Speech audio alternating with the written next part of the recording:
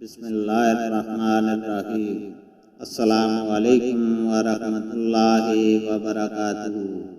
حدیث نبی صلی اللہ علیہ وسلم ہے، نبی کریم صلی اللہ علیہ وسلم نے بقر عید کے دن نماز کے بعد خطبہ دیا اور فرمایا کہ جس نے ہماری طرح کی نماز پڑھی اور ہماری طرح کی قربانی کی اس کی قربانی درست ہوئی، لیکن جس نے نماز سے پہلے قربانی کی تو وہ ذبیحہ صرف گوشت کھانے کے لیے ہوگا۔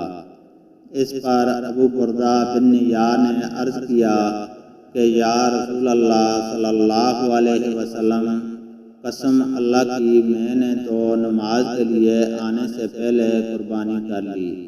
میں نے یہ سمجھا کہ آج کا دن کھانے پینے کا دن ہے، اسی لیے میں نے جلدی کی اور خود بھی کھایا اور گھر والوں کو اور پڑوسیوں کو بھی کھلایا۔ رسول اللہ صلی اللہ علیہ وسلم نے فرمایا کہ بہرحال یہ گوشت کھانے کا ہوا، قربانی نہیں۔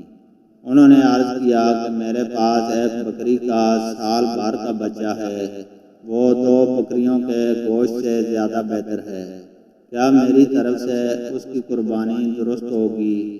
آپ صلی اللہ علیہ وسلم نے فرمایا کہ ہاں، مگر تمہارے بعد کسی کی طرف سے ایسے بچے کی قربانی کافی نہ ہوگی۔ اللہ تعالیٰ سے دعا ہے کہ وہ ہمیں قرآن اور حدیث کو سننے، سمجھنے اور اس پر عمل کرنے کی توفیق عطا فرمائے، آمین۔